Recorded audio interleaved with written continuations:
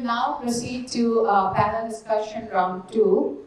But just give us a little while our team sets up the stage once again.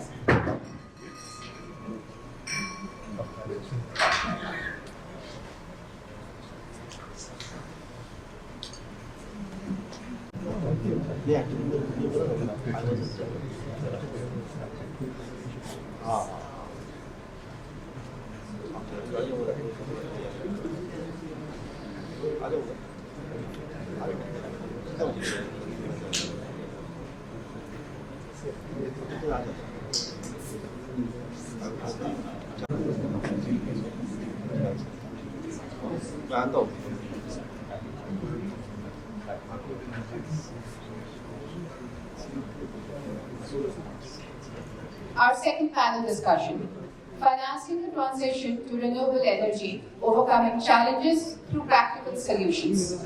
Inviting on stage our panelists for this round.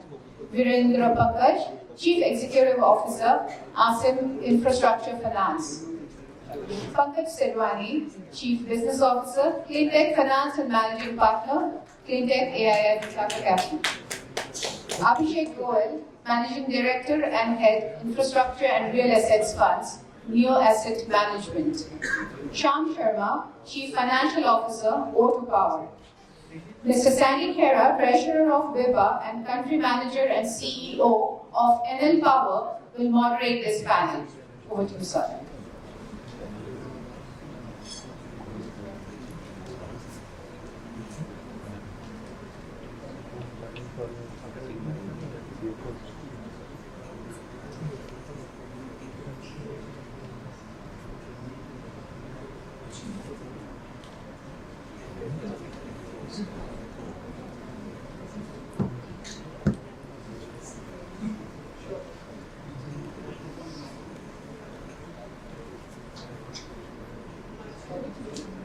Am I audible? Sounds more like a Zoom meeting. Thank you, friends. Just to set the context, India has made remarkable strides in installing renewable energy capacity in the country. Right? In the last 10-15 years, we've made significant progress, and now the installed capacity stands at around close to 200 gigawatts. And then we have set very ambitious targets for ourselves to go to 500 gigawatts of non-fossil fuel capacity additions. The current capacity includes about 46 gigawatts of wind. There's a long way to go. And of course, if we have to reach our net zero emissions by 2070, we have to make sure that we continue in this path of progress. So as we look at this economic transformation and the fight against climate change globally and in India, we're at a crossroads, and sustainable finance will be at the heart of the better future that we're all hoping for. Right? Some experts have estimated that the total investments required in this sector over the next decade or so could be close to $300 billion. Mobilizing finance at this ambitious scale would require us to get all pools of capital in international and domestic sources to come together to fund in India across both debt and equity. In the past, we've seen debt, of course, which constitutes about 70 to 75% of the investments, was led primarily initially by NBFCs, who were the first ones to notice the potential of renewable energy financing and took the lead and set the initial framework for financing in India. And as the sector evolved, we saw the entry of public NBFCs and public sector banks, and then eventually debt funds and international banks as well who came in. On the capital market side, we've seen even sovereign green bonds come in and make their debut in the last couple of years, but a lot needs to be done on the capital market side. On the equity side, we've seen significant investments across a wide variety of investors, be it sovereign wealth funds, global pension funds, private equity, oil and gas majors, or even Indian conglomerates who've invested in this sector, realizing the attractive proposition in terms of risk-adjusted returns, and also looking at the positive environmental and socio-economic impact that this sector brings as an investment thesis. Now, having said that, all in all, we've made very good progress in the sector in terms of mobilizing financing.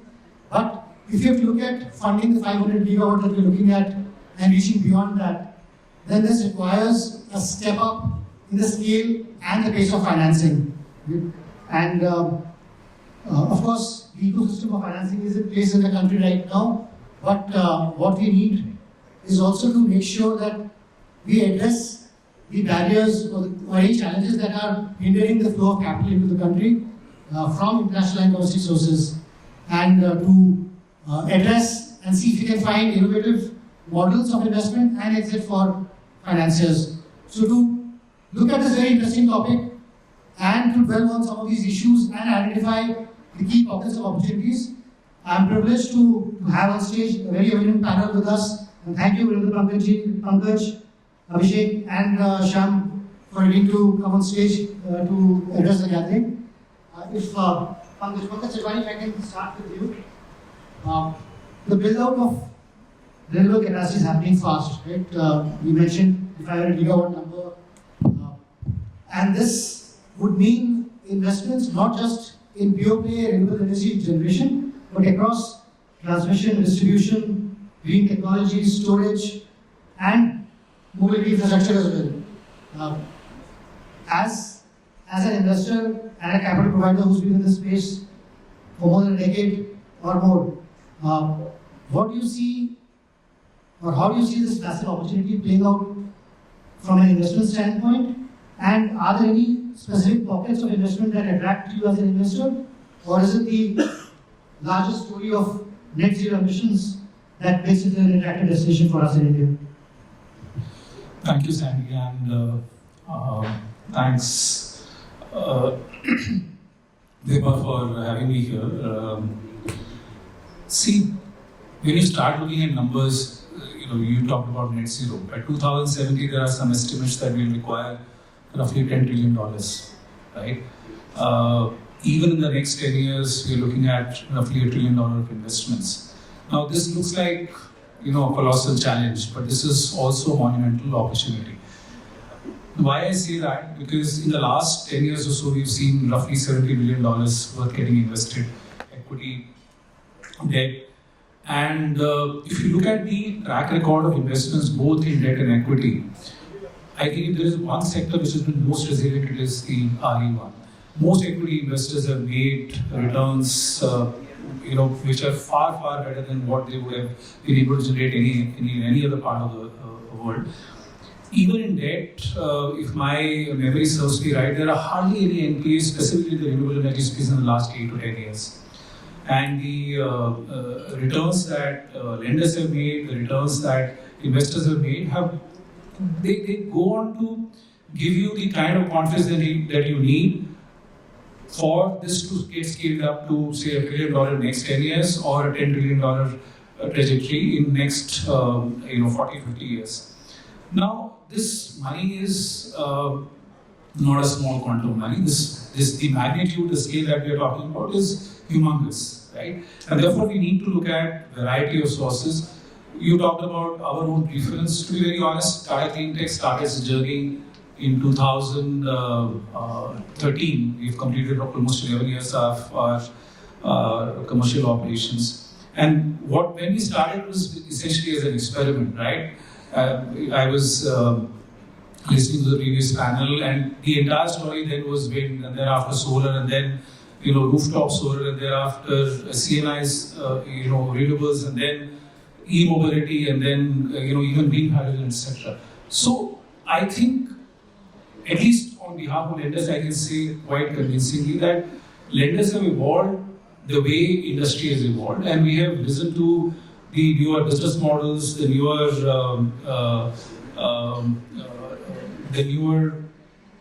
models that we have seen in the industry come up, and I think all of us have responded very well to that.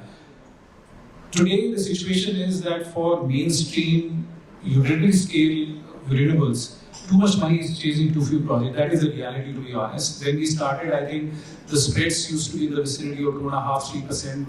VP will attest to that. Today, in some cases, those spreads are down to 125 basis points because lenders have gotten more and more familiar, and not just 3 or 4 lenders. The entire community of lenders today. You have PSU banks, you have foreign banks, you have IDFs, you have NBFCs. All of us are very active in financing renewable energy. That's been a massive fillip. So therefore, that shows in the risk premium getting reduced over the years to the extent that now the spreads are down to 150 basis points. And similar things will happen as and when markets evolve to the degree that lenders start feeling comfortable. And then I think finance will not be, the access to finance will no longer be a challenge.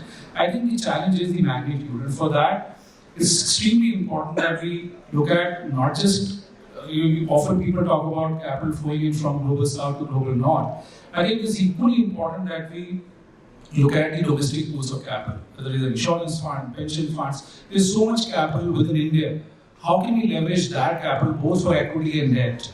So through funds or through other structures. I think that is where the challenge is, and there is so much money to be made in each kind of instrument. So I think this, more than being seen as a challenge, this is a huge opportunity. And you should not take my word for it. Last 10 years of performance speaks for itself. I think there is so much more that can be done, and there is ample opportunity for all of us. Thank you, Pankaj. And that brings me to Virender, to you. Pankaj mentioned that this is a massive opportunity, and lenders have become very comfortable with the risk and the returns on the project and the performance of the project based on the track record we've seen in the past decade or so. What, in your view, are making these projects more bankable now? And given the importance of the infrastructure finance companies, specifically in the NBFC space, to finance this transition,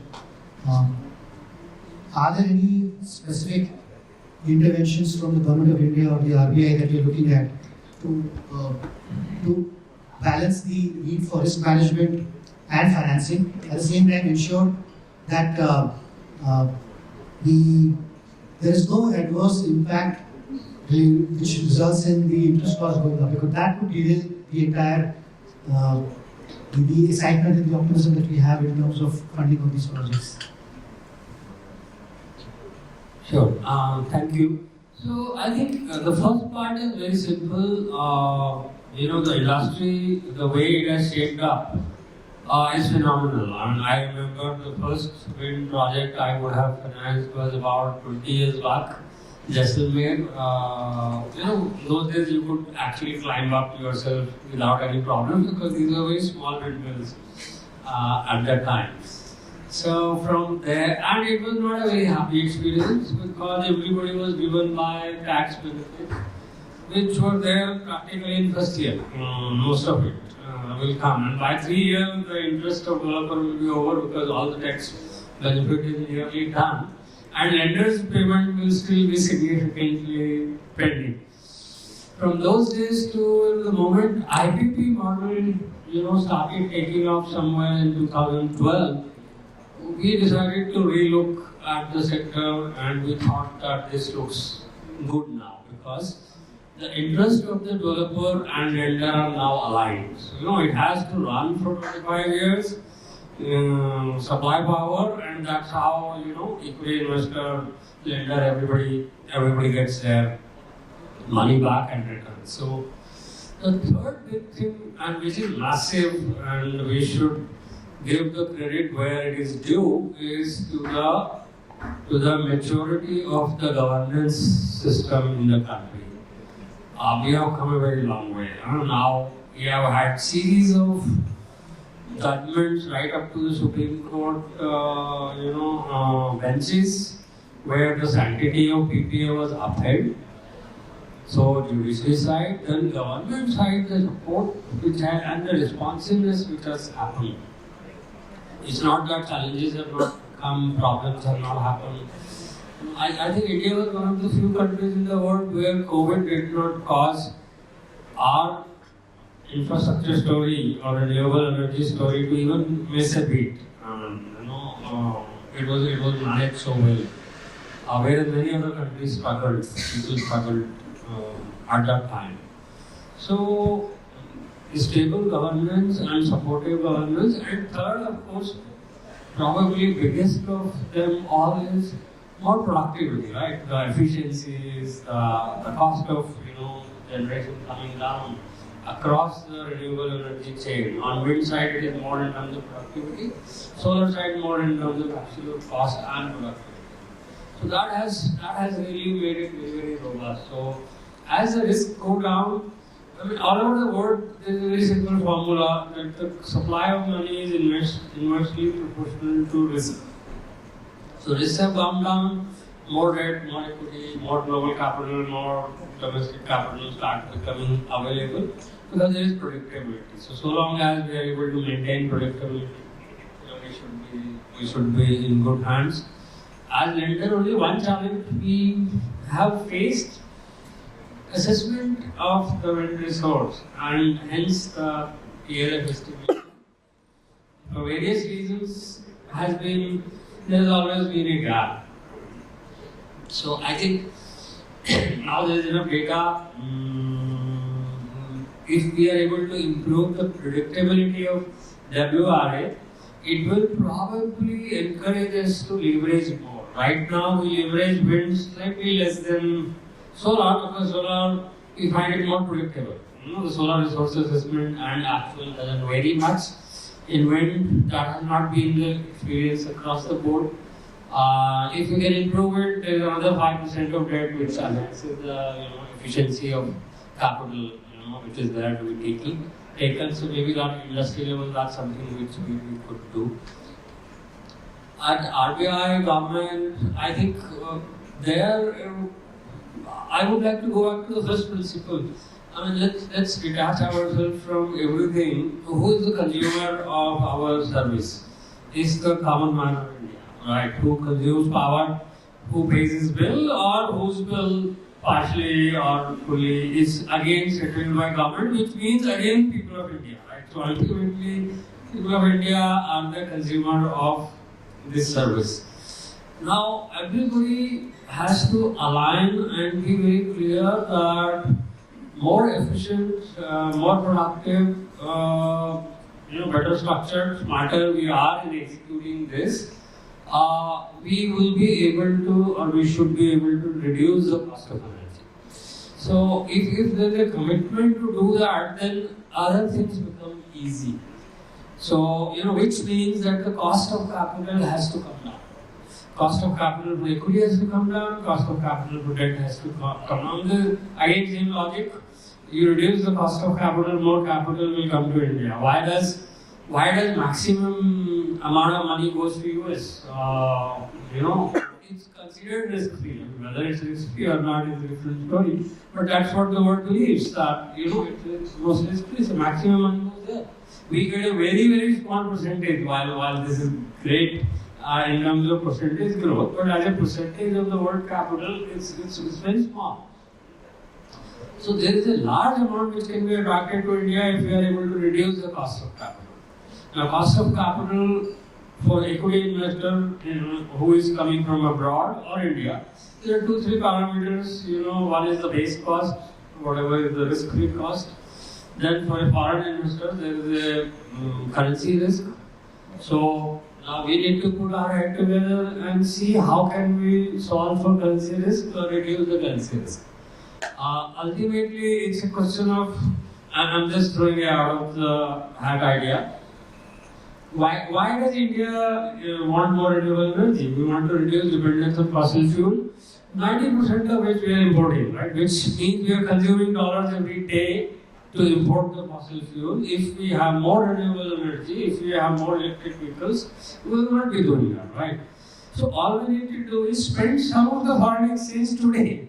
It can't have a reverse, right? Spend some of the foreign exchange today in insulating, this foreign currency risk, which will lead to less forex being spent, which is what lenders do, right? We give money today, next 20 years we take small portion back. So if country invests some bit of its foreign exchange today, and over 25 years takes it back. I'm not saying anything is for free eventually, but then takes it back in small pieces, what will happen is that goes away. Now that will bring a pretty large amount of capital into the country. The other piece which typically leads to this is risk perception, where I think we are done pretty well. There are issues we could improve. I think grid side projects still are getting delayed because PGCIL was supposed to set up something by a certain date, that didn't happen, which leads to extension and some bit of capital cost is wasted. So because there is that. The third piece is taxation, right? So again, if we take a larger picture, it's the common man who is paying, he's also paying the taxes. Whichever way you want to look at it, logically I don't see point of taxation, on the industry, because either state was supposed to put it up. Now there is a delta, we want private capital to come in, we tax, and what happens? Nothing. Eventually the same public pays it back again. So it's just the sequence which is changed. So if we can reverse it, we reduce the cost of capital. So if we are committed to reduction of cost of capital, including debt and this, then many of the things we have been debating, particularly over the last 2-3 months on RBI, the answer becomes very obvious that what as a country we need to do, what our priorities are is to reduce and not increase. And on a very sound logic, all the lenders are saying that last 10 years we have had a good experience with the industry. So if the risks have gone down, why should the risk cost go up on the sector? On this sector at least. Let's forget about other subjects which are more complex. So I think it's all about reorienting policymakers, developers, investors and lenders. It will be very easy to find solutions. It was a very long answer. Thank you for your inputs. In fact, you stole our thunder when you talked about the wind resource assessment, because this was going to be one of our questions that as an industry, maybe it's a lesson for all of us in the last 10 years. We always believed that WRA was as much an art than a science, and we figured that out. Probably we built the plane as we were flying it, so we've all now got wiser, but thanks to the prudence of lenders, at least you took P90 as your estimate. But yes, you've seen slippages on the wind resource assessment playing out in the projects in the real terms. But again, that's something as developers, as investors, we've always talked about wind following those 7-year cycles. And we joke in the industry, our colleagues, we've only seen the drop in the cycle, that the cycle upturn is yet to be seen, but hopefully in the PPA cycle it will come one day. Right? But on a serious note, that's something that as an industry, along with all financing partners, we need to reassess as we look at these assessments more realistically. But one thing you alluded to, and I will on the less impact that COVID had on us, whereas it had a larger impact in terms of volatility and risks in other countries, especially in the developed markets. And to that point, Abishek, has come to you, the so-called global north. We've seen with the decline in the financial market there, with inflation, higher risk, there is somewhat of a risk-free attitude towards allocating capital in developing markets. At some stage, the cycles come in. With that tap not being fully available every time, how do you see the risk and return perception or assessment of domestic investors versus international investors? Thanks, Andy, for the question. See, just before I answer the question, I must say that little introduction about our new group. And it's very pertinent because we are a domestic wealth and asset management outfit. We currently advise clients having wealth of over 30,000 crores.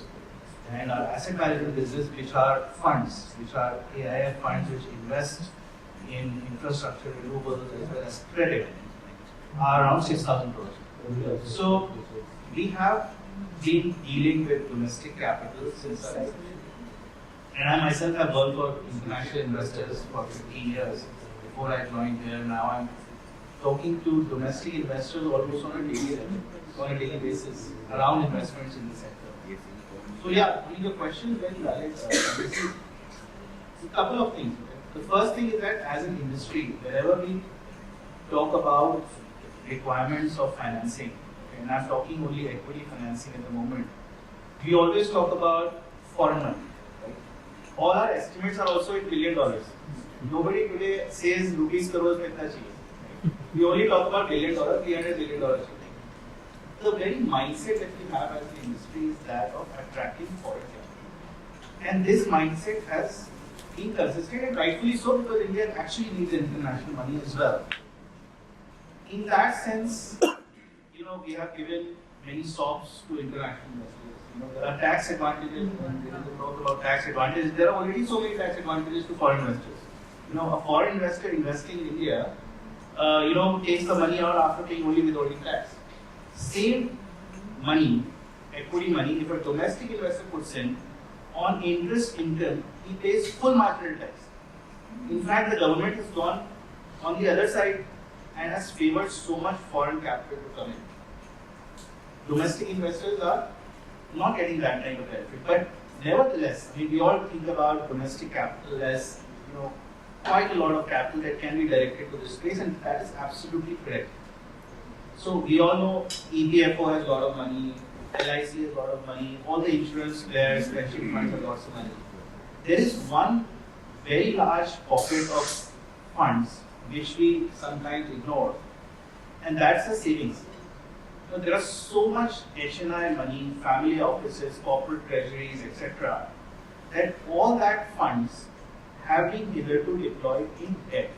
See, whenever a person starts earning and starts saving, the first instinct from us is to how to grow this money. Right? You grow slowly, you keep growing the money. At some point of time, your savings become fairly large. And that time, the instinct moves from growing the money to conserving that money. So if you see, most of the large HNIs and family offices in the country are overly deployed in debt. Okay? Debt mutual funds, AAA securities, government T-bills, etc., where returns are hardly 6-7%. Now, they have also had not so great experiences in infrastructure in the last 10 years. But slowly those things are changing.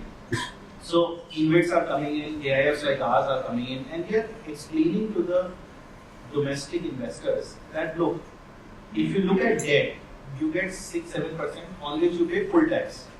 So, the returns don't even beat inflation. As opposed to that, if you look at renewables energy space, wind, solar, etc., the returns could be higher.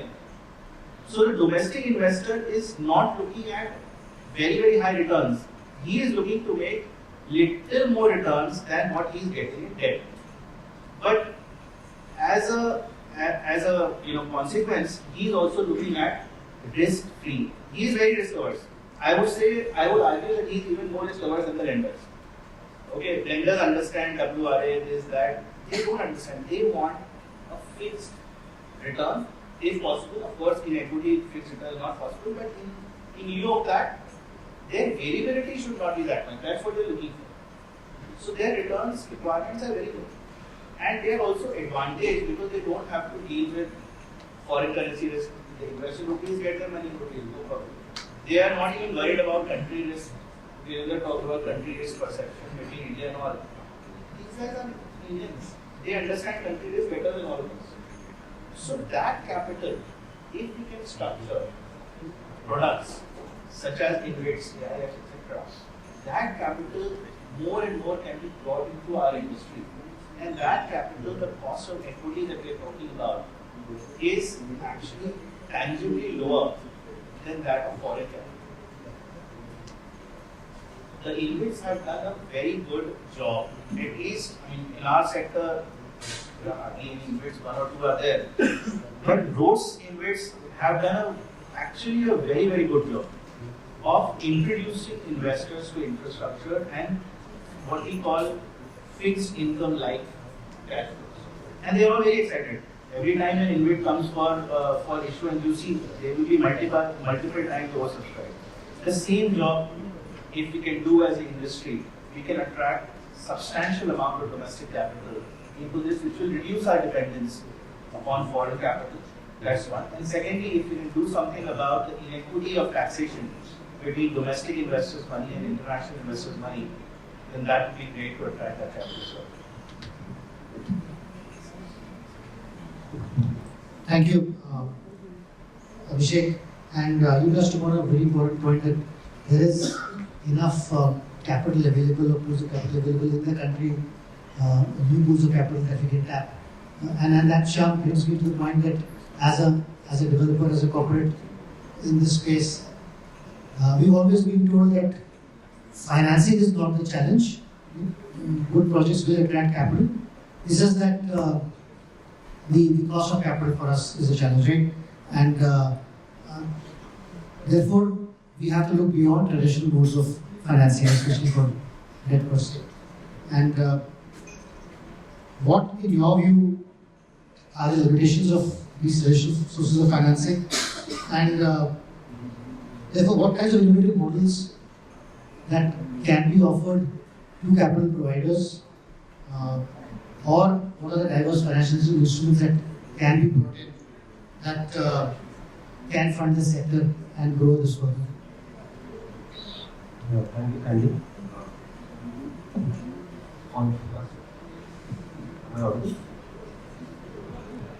First part on the limitations of the debt side. First limitation on bank side is the risk perception, which bank leads have said that the risk perception has gone down and the risk premiums are going down for banks. But still, while in the greenfield phase, the risk perception is high because of lot many regulatory issues, ROW issues, technology improvements. So there, still in the greenfield financing, the risk premiums are being high, which also affect the project cost. Later on, once the project is established, the generation is established, obviously those risk premiums will go down and the project can have a lower rate of return. So that is one. The other issue is the overall cost of funding or the cost of capital for the lender itself is quite high, given globally the interest rates are high. So obviously we can't lend below that. So if a cheaper pool of capital is available to lenders in terms of multilaterals or DFIs, we can fund them in the green line or something, that limitation can be resolved. The other point is, as the bond was, a lot of capital is available in the insurance companies and mutual funds, pension funds, but that is not accessible to the sector as of now. There are a lot of limitations on the bond issuance or these companies to subscribe to these bonds. So this rating criteria can be relaxed for them. You can deepen the corporate bond and bond market. So to help in reducing overall the cost of capital, as well as will give us a window for the refinancing of the project when it is commissioned, thereby raising the capital again for the lenders to refund or financing the new project. And other is, or I would say that limited balance sheet size of the specialized RE sector lenders like the Khera. Given the kind of expansion we are going on in the next 7 years, we need more specialized institutions with bigger balance sheet size, so that they can raise further capital. Depending on that, and then they can invest more. And as they are specialized agencies, they can spend that more. So overall, these are the limitations what I see. In terms of on equity side, I think that's the government. At this point of time, there are very limited pool of investors who can invest, or foreign investors, which can invest large pool of money. They have no limitation of fund size. So unleashing the retail side of it will help tremendously in this growth journey. I think we are evolving into that. A lot of public issues are coming up. I think hopefully that will set the market and get one more revenue for the which at present was not there, and either entities have to go outside India to raise capital. So hopefully now we can raise capital in India. They don't have to see for the overseas market. And other side is that at this point of time, majorly private equity investors have invested in this sector to start with. And once the platform reaches a scale, they look for an exit to a strategy or something, or another condition. So this thing is still third or fourth option. So once the capital market, public markets are open to these kind of infra projects, hopefully we will have much more capital available. Innovative structures side, the debt side,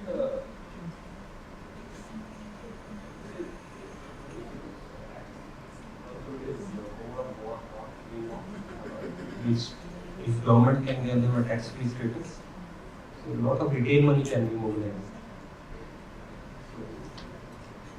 So institutions, all the financial institutions, NBFCs, they can raise in green bonds that qualify for tax exemption, like infra bonds are being used. That will be a great source of capital. Others is again the multilaterals and DFI only comes at the greenfield stage. They don't come for the refinancing side. So if they can fund DFCs or ideas, and then they can further disperse that.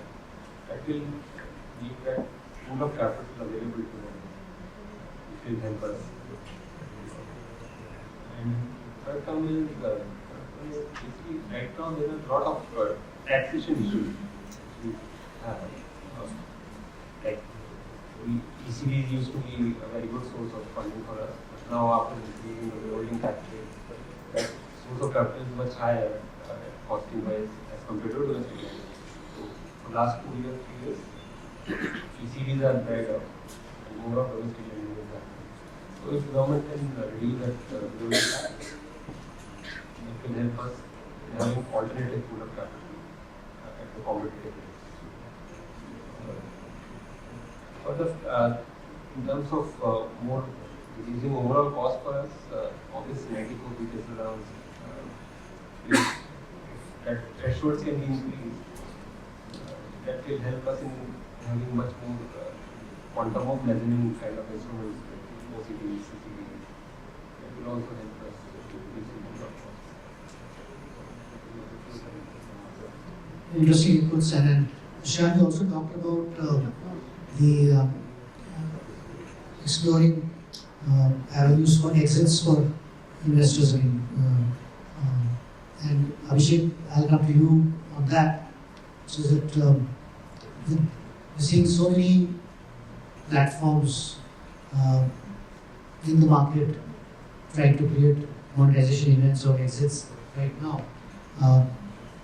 How feasible is a capital market as an avenue for exit for these platforms or businesses, or are we still heavily reliant on, as Shyam said, the next wave of private equity investors, financial investors to come in, or strategies to do private deals?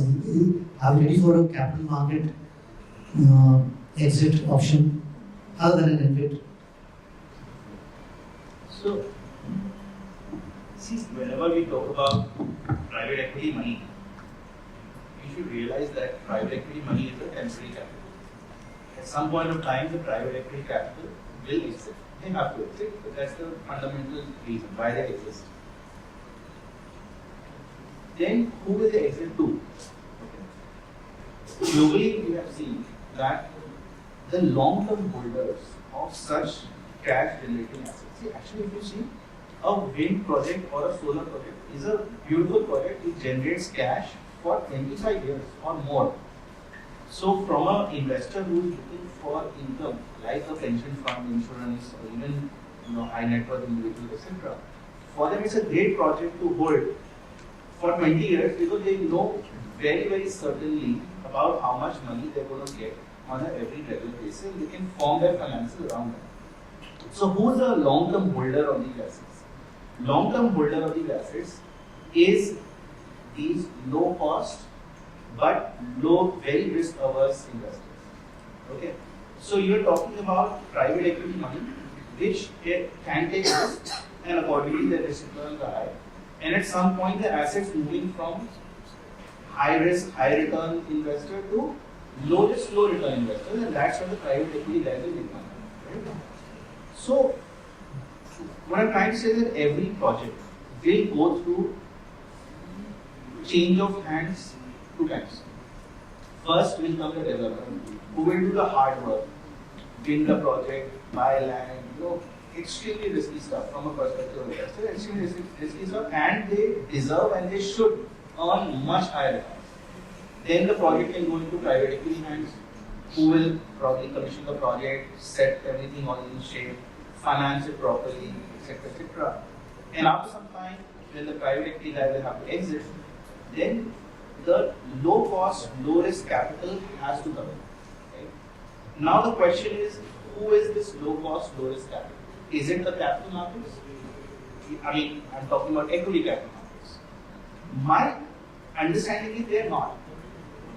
For an equity market investor, he is expecting a fairly high return, and he's willing to take risk also. Right? Our equity markets are fairly volatile. People are comfortable with that volatility. They invest in that, and they expect returns which are compatible with that volatility. Those kind of investors probably are not the right exit for the private equity guys who are looking to make that much money. The right kind of capital we are looking for, who will hold these assets for 25 years, is actually people who are having debt investor kind of mentality. Probably the pension funds, the InvIT investors, and so on and so forth. So we have to think about that. If those are the right guys, then how do we go and access those guys? If we try to do an IPO or if we try to access capital markets, then that is a good temporary solution.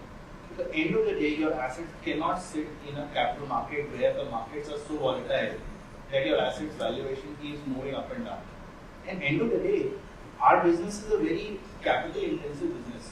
We need to keep raising equity at regular intervals. If a capital market volatility comes, capital market investor has many options. They can invest in the entire Indian industry. They will leave the script and move on to other scripts.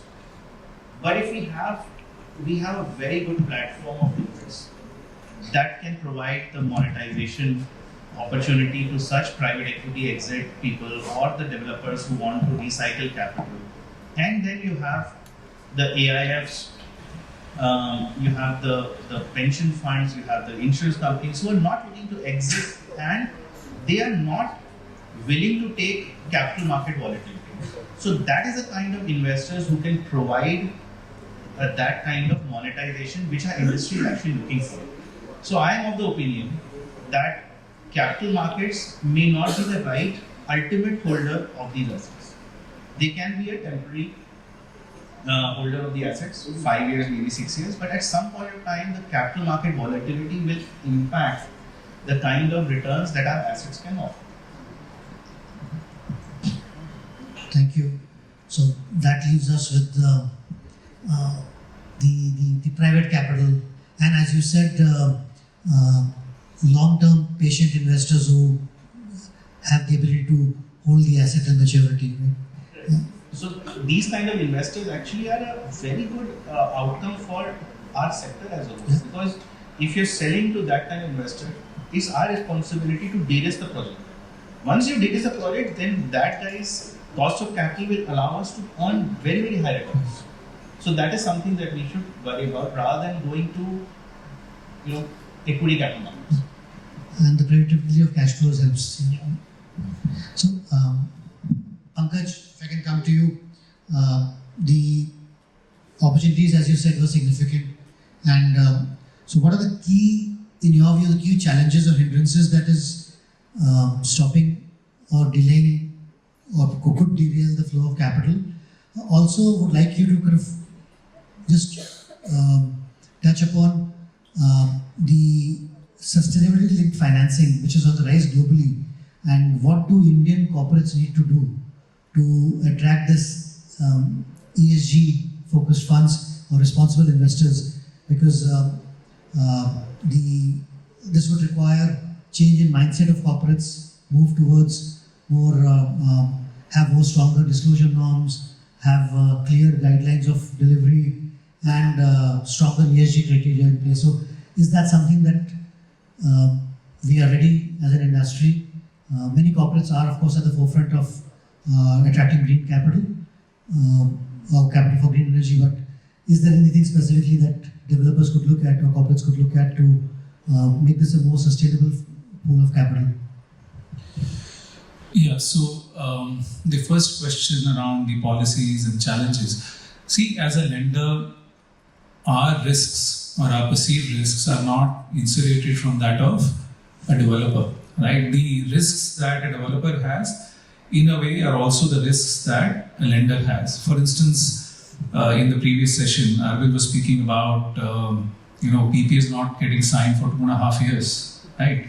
Now, that risk is ultimately the risk of a lender also. He was also talking, so this is past, right? But I think we also need to realize, for instance, projects getting delayed because of evacuation reasons, projects getting delayed because of right-of-way issues. So all those issues that confront a developer are also those issues that confront a lender, right?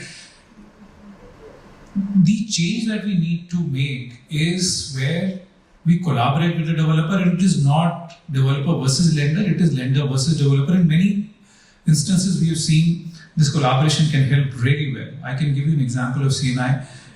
I think we actually worked with a host of developers to see how we can strengthen the bankability of those PPAs. So this is something which was, as an input, we could offer to developers, and developers benefited because ultimately, if we are reducing the risk for ourselves, we are also reducing the risk for them. And if you're reducing the risk for them, we are ensuring that they get better value for their projects, their portfolio.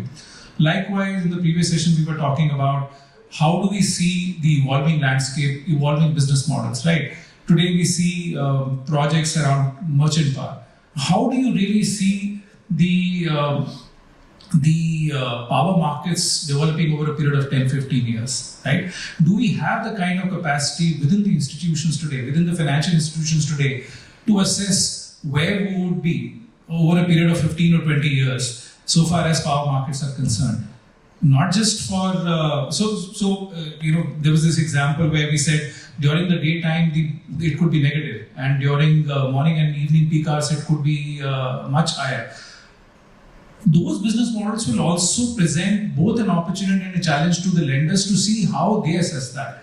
And again, the effort needs to be solution-centric. How do you find a solution which works both for the developer and for you? And at the same time, you're also able to mitigate the risk. What I see today is in many instances, lenders just rely on developers' intelligence or developers' abilities to understand and mitigate that risk. And so long as the developer has the right kind of antecedents, the right kind of backing, you would assume that he would have done everything in his capacity to make sure those risks are mitigated. But I think this is a very short-sighted approach, because if something goes wrong, then the entire industry is bound to suffer. And that's one change I would want to see. The other question that you had on how can the corporates access ESG pool, which is, I assume you are referring to the global pool of capital which is sitting outside India. See, as an entity, I think we must be probably amongst very few institutions where 55 or 60% of our borrowings are from climate investors. For Cleantech portion, 55-60% is from climate investors. And despite that, I can tell you convincingly that unless you go for a very adventurous kind of hedge, it is today domestic pool of capital is cheaper than the foreign pool of capital for reasons as VP alluded to. Because if you go for complete and safe hedge, the cost of landed capital is either at par or higher than the cost of domestic pools of capital. So I think corporates will do everything in their capacity to make sure they're able to attract this capital. And I'm only referring to debt. Equity, yes, there is a lot of euphoria and for right reasons. And I think corporates are well positioned to be able to attract that pool of capital for equity. For debt, I think unless we are able to solve for this currency issues in the near term or intermediate term, because at the end of the day, green or otherwise, people will look for the overall cost of capital, and that is paramount. So, coming to the last question to you, Virender, we've seen a huge uptick in C&I capacity additions, right? And of course, the commercial and industrial segment constitute 50% of the energy consumption in the country. There's a huge market opportunity there, not only to diversify the portfolio from a developer standpoint, but also shore up the returns in many ways with better tariffs. So, when a developer targets some of these C&I customers, the non-blue chip customers, not the AAA rated customers, as a lender,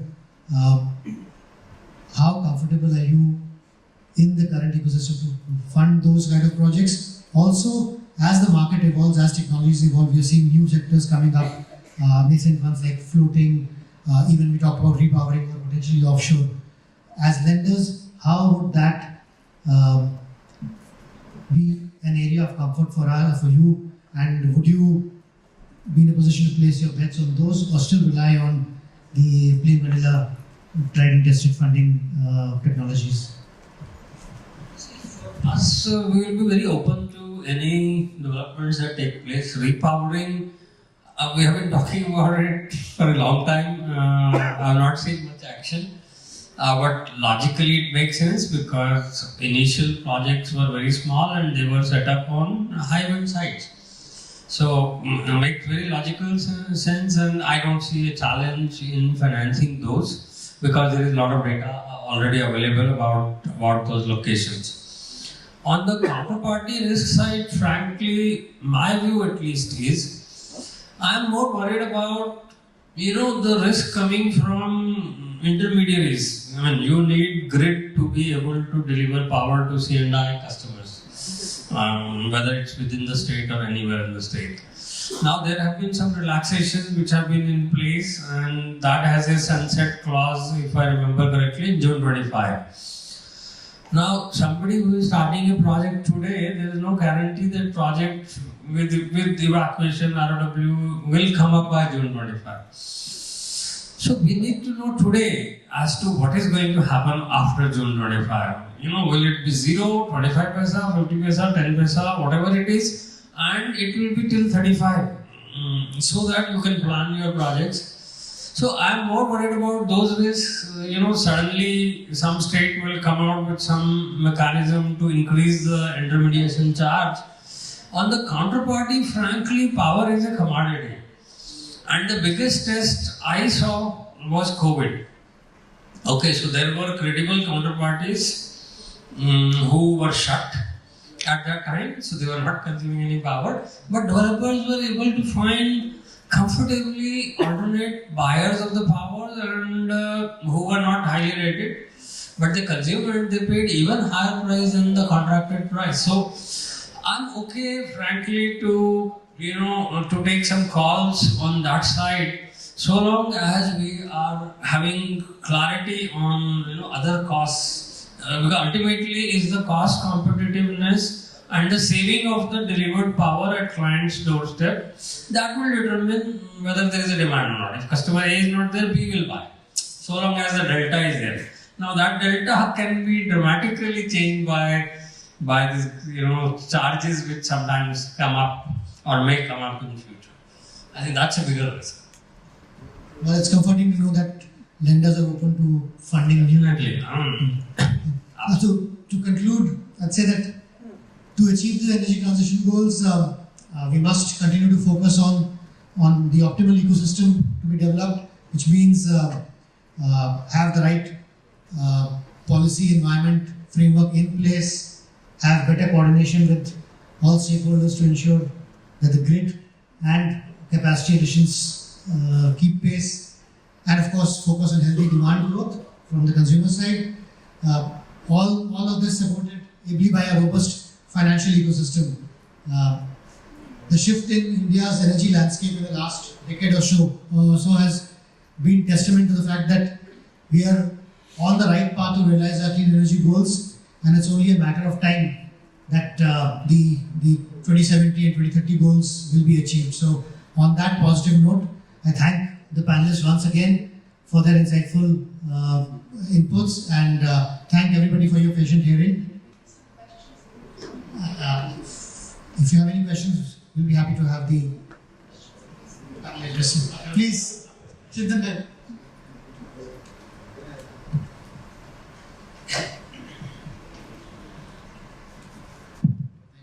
I think what if people say that is a norm, I also agree with you. That is absolutely not an issue today if the project is good with the right conditions. At the same time, I also heard that cost of equity is very high today because of US Fed rate and all that. That's mimicked over there. That's why you see a lot of capital recycling happening in it. You're not raising it. So isn't it the right time to come and work on structured debt instruments, which I think WIPPA is working on a $2 billion fund on structured debt is less capital. But also to also launch a perpetual instrument as a less capital. This is something which is needed right now. That pure equity is expensive, debt is cheaper. We work somewhere midway as a perpetual debt. I don't want to go to public offerings. I don't want to dilute myself today. So do you think the time is right for that? So Chintan, I think it depends on the leverage, right? If you do really see a room for the sub-debt in the long term, what is happening today is that the amount of equity which is getting invested for first 1 or 2 years is very high, and thereafter anyway developers tend to leverage that, right? So after that, if there is a scope for sub-debt, one can really see. But if this is very short-term need, say for the first 1 or 2 years, and even in those 2 years, to be very honest, we have seen all kinds of structures being used where money in some form or the other can go back to the developer. So I think this pool of capital will work very well if there is a long-term case for this. That was the perpetual. That's right. I just it in a way is somewhat in between debt and equity in terms of cost, if you see, because it has a more predictability, so people are very happy at 10% returns as well. So I think that's somewhere that is the directional answer to this, what kind of structuring may work in this. just one addition. It's a great point. We as a group have a special situations credit fund that's doing just that.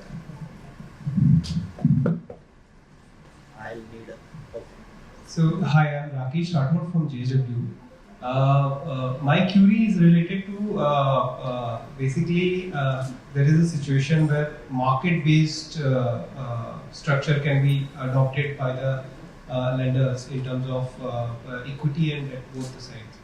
So there are avenues available which market is offering where totally based on the market or based on the battery or based on the maybe evolving derivatives or hedge kind of structures can be combined together, and on a pure play risk. Basically, not solar, not wind. Maybe the battery-based structure can be created, which is in an execution-wise, it's very risk is very low. Whereas in a reward-wise, there are market is offering a good tariffs to fund that risk in terms of not PPA and the market delivery. Maybe some thoughts on that. Pankaj, you as saying that the consumers are okay. One can not be one consumer is maybe going out and the other consumer may buy it, and basically the tariff which market is offering. So rather than fetching to a one consumer, maybe the market as an your delivery source. Can something be created on that?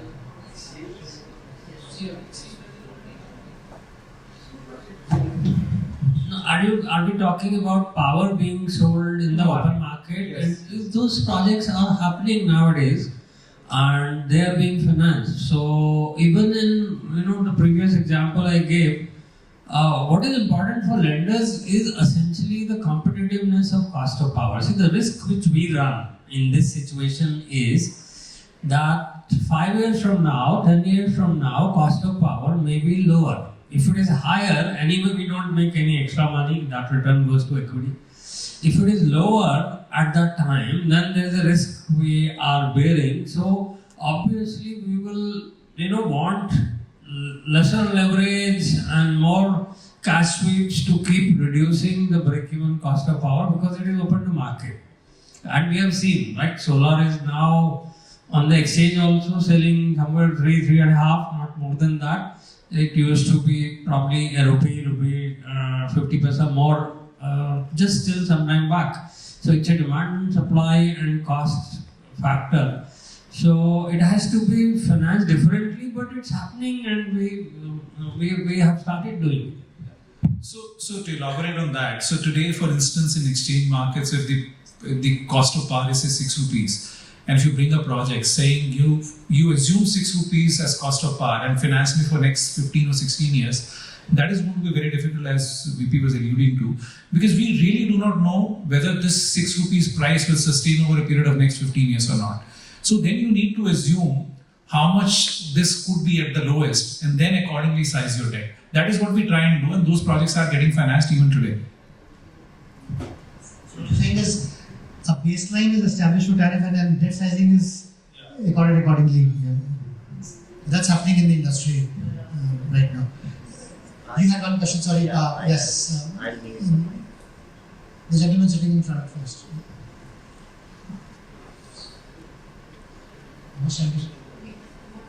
Okay, the last question. Last question. So I missed the second last question. So, question to Mr. Goel. You suggested was the transition from high risk, high return to low risk, low return, and in that context, you said perhaps capital market are not so adequate, right? This was based on premises that project have fairly predictable cash flows at the later part of it. Now, how is this premise different for a renewable project versus conventional fiber projects? So they also have the similar project life, longer life, and we have seen those kind of projects tapping the same capital markets. Part A of the question. Secondly, is this premise based on utility PP only? Would this premise hold true if we have larger capacity of merchant, as my friend said, and C&I projects? I hope I'm not clear in my question. Yeah, the question is quite clear, thank you. See, my premise is on any asset that can provide a predictable cash flow. It could be a thermal power project, it could be an airport, it could be a port, it could be wind, it could be solar, it could be a road, it could be anything. As long as you can give a prediction with a fair bit of confidence to the investors that your return should be within this range or something like that, then that asset can be taken and these long-term, low-risk kind of investors can be attracted to that. Okay. Now, the question about thermal power, etc. Yes, absolutely, that can be taken, but there are the low-risk kind of investors do have a ESG requirement also these days. So that's why thermal projects may not be as attractive. I hope I've answered the question. No, my question. Thank you. We've completed a lot of time. Yeah, yes. If you have questions, you can discuss over lunch, but don't want to keep you between lunch and your appetite. An excellent discussion on the financing avenues available or with what could be made possible and the best fit scenarios to make the most of them. Thank you, panelists. I request Sandy sir to hand over your plans to our panelists.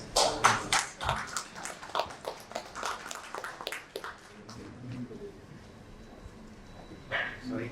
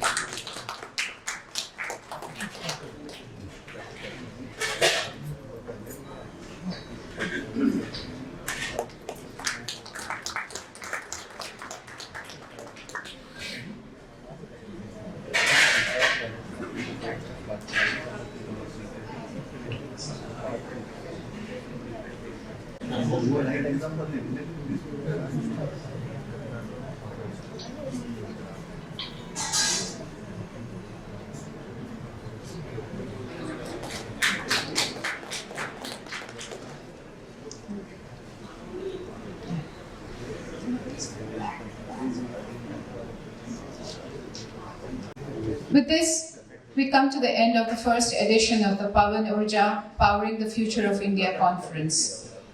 Being WIPPA's first ever conference in Mumbai, we had hoped for a balanced industry government participation. We are grateful we could achieve that goal. Thank you, all of you, for your valuable time and participation in the conference this morning, and which has extended to well into the noon.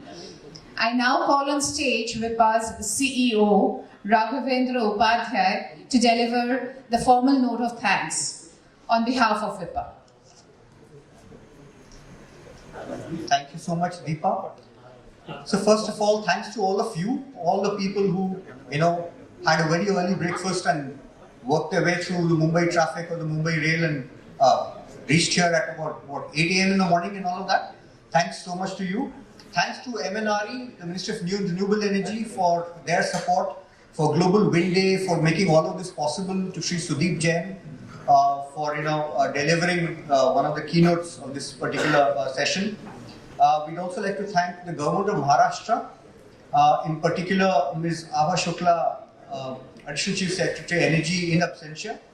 Her support was vital to make this happen. Shri Vishwas Pathak ji, Kadambari Baltavani ji, and guests from the Government of Maharashtra who were here, who had joined us.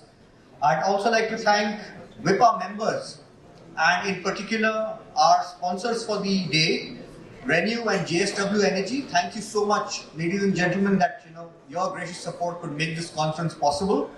We look forward to more such initiatives in future, and like we discussed today, we'll be coordinating more. We'll be having lots more interactions. So thank you speakers, thank you delegates, thank you participants, thank you team WIPPA, thank you Deepa, Rishabh, Kuhu, Agam, Priyanka, Gaurav. Thank you so much for your support, and we look forward to meeting you in the next edition of the series.